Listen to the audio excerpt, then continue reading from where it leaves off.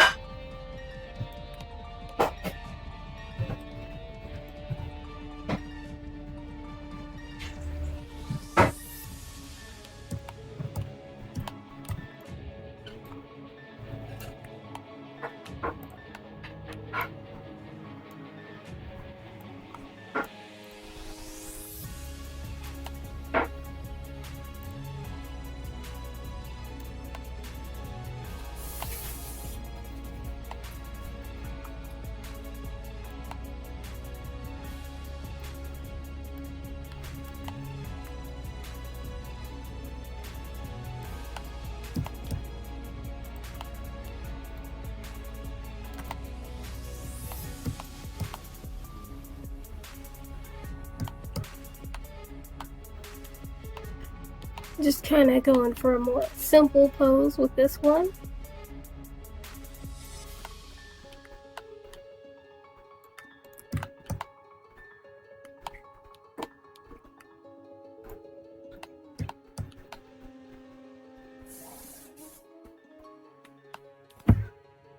Okay, so now that we've got the pose down, let's go ahead and save this as Ceruledge idle. Since I like to, I personally prefer to save out with like any poses or animations separate from the reg file, so that way it makes it so much simpler to simply, you know, make extra animations and poses and stuff, because I don't have to undo any work. I can just save out a new copy of the file and just get it working.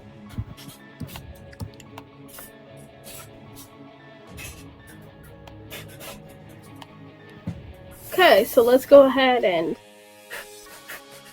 add for the turntable animations. Go ahead and go to add and then curve and select circle, then scale it up to a nice large size so that it nice and encompasses the whole character. Now let's grab our camera, hit N, go to item, zero out the location and rotation. Now let's pull our camera all the way out to the edge of the circle. Add a plane axis. And just go to empty and then plane axis. Now let's grab our camera, drag it up a bit. And while our camera is selected, go to Object Constraint Properties, click, grab the Track to,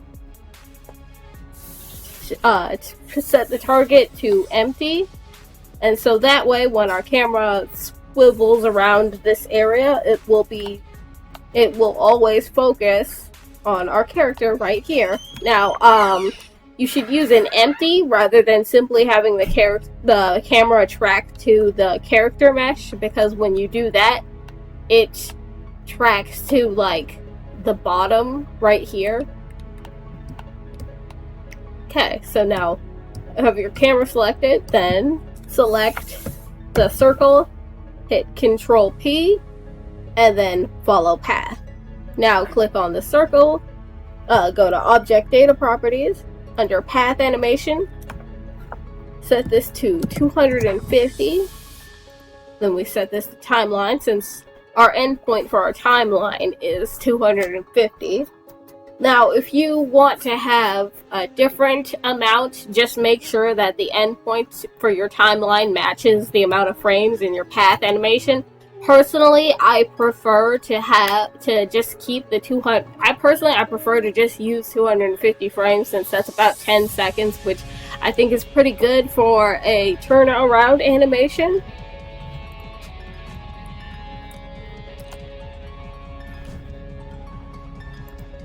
Okay. Now, just grab your camera and hit 0 on your numpad. Now, go to render properties, color management, change view transform to standard, and set film to transparent and filter size to 0.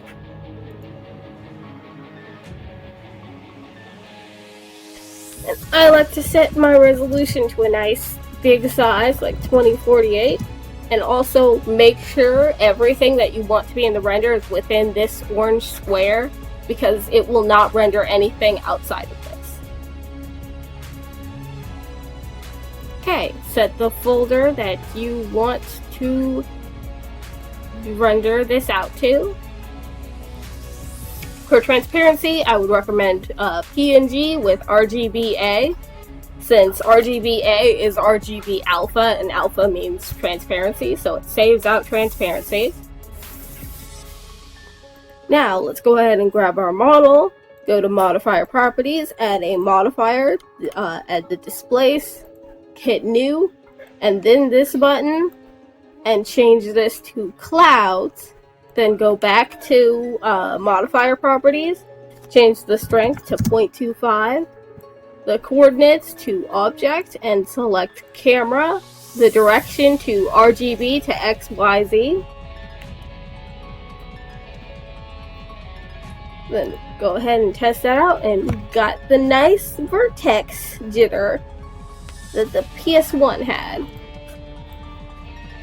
Okay, and if you want to take this a step further, this is Dither Me. This website is called Dither Me This. It is a website that you can use to add dithering to images. Now, the PS1, one thing that they often did for the textures was they had dithering. Since for the PS1 era, they were very limited with what they could do with colors wise, so they added dithering to sort of give more colors than they to give the appearance of more colors than they had. So, for example, just browse files, like grab my texture, then I like this 6-bit RGB. I feel like that's nice in PlayStation 1S, but of course it's up to you. Okay, and so another thing, so to do the full PS1 look, go to compositing, hit use nodes, drag these two things apart, add a distort, and then scale, duplicate that, set the first one to 0.25, and the second one to 4.096. And then go to add, filter, pixelate, and put that in between these two. And preview this, and we've got our nice PS1 look. Now, if you want to render out this animation, all you have to do is hit under render, just hit render animation, and you're good. Now, that does it for this tutorial.